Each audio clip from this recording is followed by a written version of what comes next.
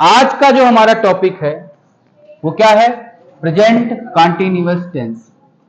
इसका हिंदी में जो होता है वो होता है अपूर्ण वर्तमान काल। अपूर्ण वर्तमान काल का मतलब क्या हो गया? आपने कोई काम प्रारंभ किया लेकिन वो पूर्ण नहीं हुआ, अभी भी चल रहा है, तो उसी को हम लोग क्या कहते हैं? अपूर्ण। प्रेजेंट इंडेफिनिट का फिर क्या होता है? सामान्य वर्तमान काल कहा जाता है। अब present continuous tense present indefinite से डिफरेंट कैसे है यह जानना जरूरी है। जैसे प्रेजेंट इंडेफिनिट में पहचानने के लिए हमने बताया था कि पहचान ता है, ती है, ते हैं आते हैं।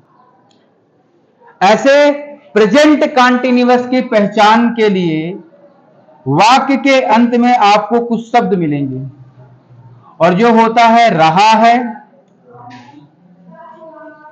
रही है,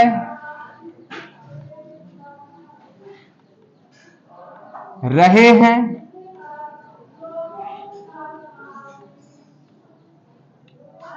आदि शब्द आते हैं। जब इस तरह के शब्द आपको मिले, रहा है, रही है, रहे हैं, तो आप समझ लीजिएगा कि हम किस टेंस की बात कर रहे हैं? प्रेजेंट कॉन्टिन्यूअस टेंस की बात कर रहे हैं। एक चीज हमेशा के लिए याद रखो, जहां पर कॉन्टिन्यूअस वर्ड आए, कॉन्टिन्यूअस शब्द, वहां का मतलब रहा, रही, रहे होता है। ये जो है, हैं, हूं लिखा गया है, हो लिखा जाता है, वो क्या बताता है? प्रेजेंट बताता है।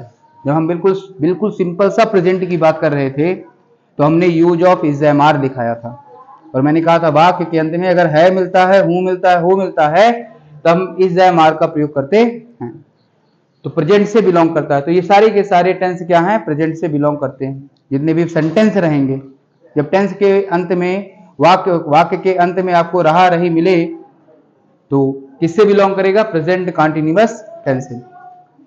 अब यह होता है कि सर इसको ट्रांसलेट कैसे करें?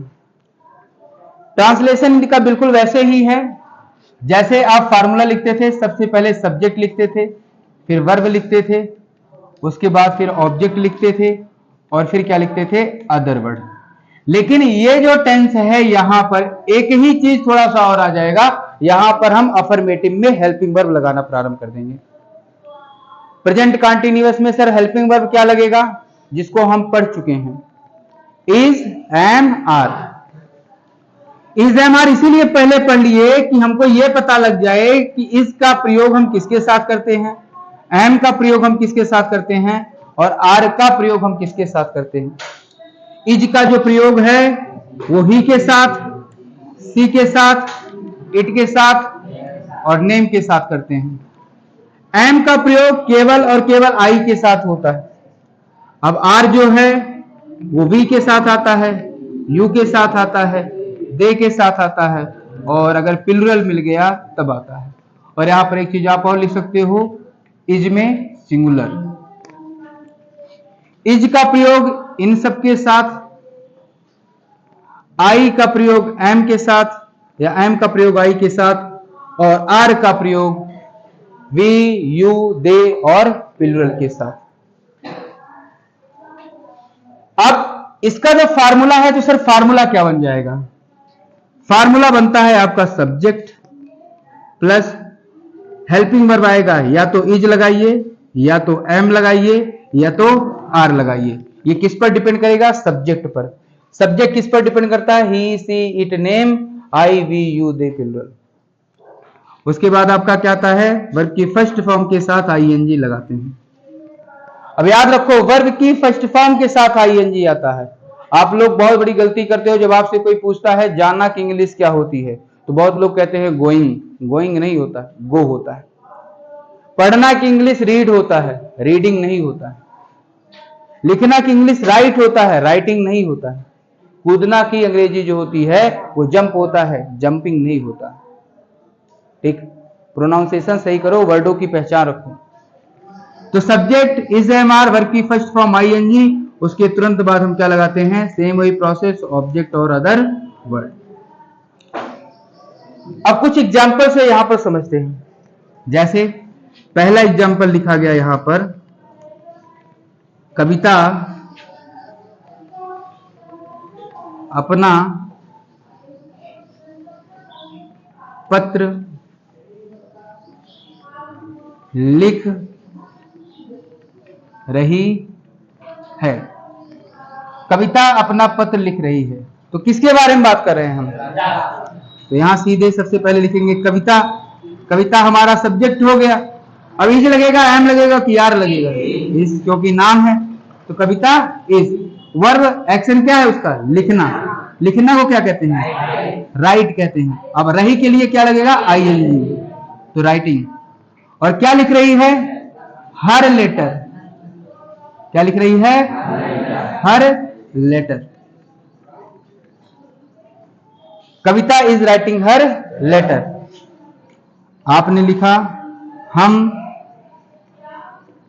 कक्षा में अंग्रेजी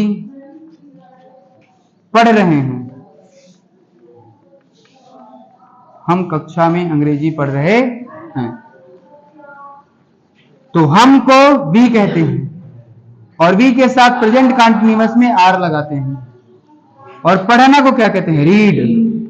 और रहा के लिए आईएनजी लगाओगे, तो वी आर रीडिंग, हम पढ़ रहे हैं। क्या पढ़ रहे हैं? English. We are reading English. और कहां पढ़ रहे हैं? कक्षा में, इन द क्लास। ठीक, ये हो गया। लिखा गया वर्षा हो रही है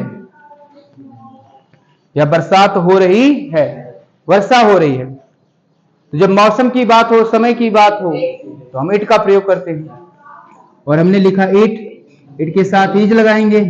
और बरसात को क्या कहते हैं? रैनिंग। It is raining. समझ में आ गया?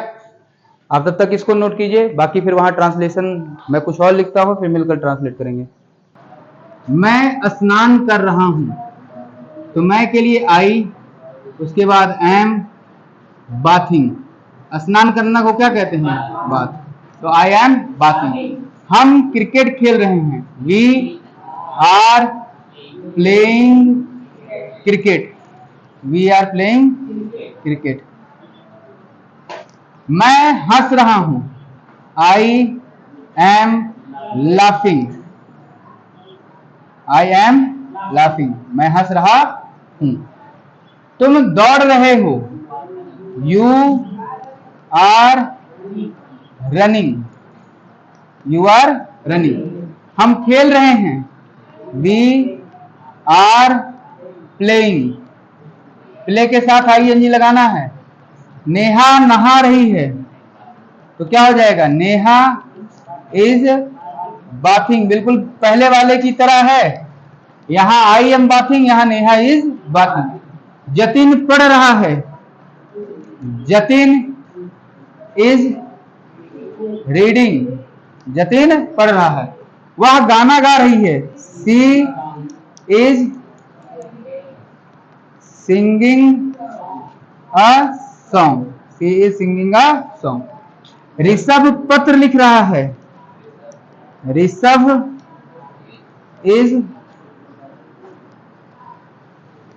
Writing a letter.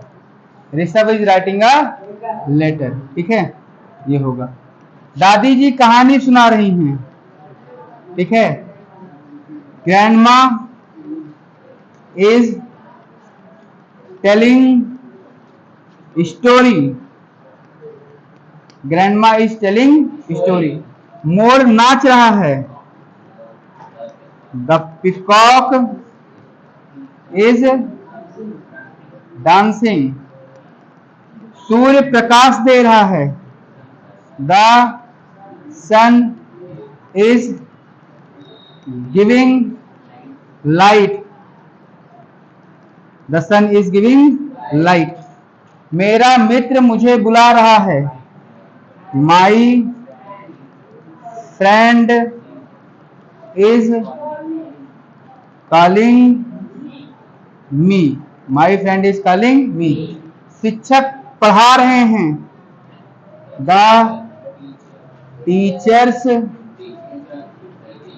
Are teaching. The teachers are teaching. वह गाना गा रहा है, तो he is singing a song. He is singing a song. ठीक है, अब यहां पर भी सी इज सिंगिंग अ सॉन्ग, लेकिन यहां किसकी बात करें? गर्ल्स की। और यहां he is singing a song, किसकी बात करें? बॉय की। ठीक, मैं स्नान कर रहा हूं। I am bathing. हम क्रिकेट खेल रहे हैं। We are playing. मैं हंस रहा हूं। I am laughing. तुम दौड़ रहे हो। You are running. हम खेल रहे हैं। We are playing. नेहा नहा रही है। Neha is bathing. जतिन पढ़ रहा है। Jatin is reading. वह गाना गा रही है। She is singing a song. Rishabh पत्र लिख रहा है। Rishabh is writing a letter. दादी जी कहानी सुना रही हैं। ग्रैंड मा इज टेलिंग स्टोरी। मोर नाच रहा है। The peacock is dancing. सूर्य प्रकाश दे रहा है। The sun is giving light. मेरा मित्र मुझे बुला रहा है। My friend is calling me. शिक्षक पढ़ा रहे हैं। The teachers are teaching. हम पढ़ रहे हैं। We are reading. वह गाना गा रही है। वह गाना गा रहा है। He is singing a song. हम देख रहे हैं। We are looking. हम सुन रहे हैं। We are listening. वे खेल रहे हैं। They are playing. माता जी खाना बना रही हैं। मम्मा इज कुकिंग फूड। पिताजी अखबार पढ़ रहे हैं। Father is reading newspaper. मेरा भाई फिल्म देख रहा है। My brother is watching movie.